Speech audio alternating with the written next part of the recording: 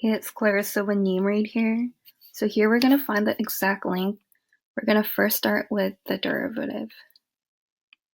And we get negative 2x over 1 minus x squared.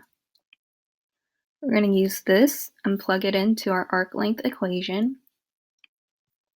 Square root of 1 plus negative 2x over 1 minus x squared.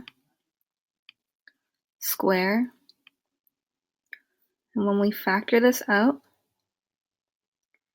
we get 4x squared all over 1 minus 2x squared plus x to the fourth. And we're going to make 1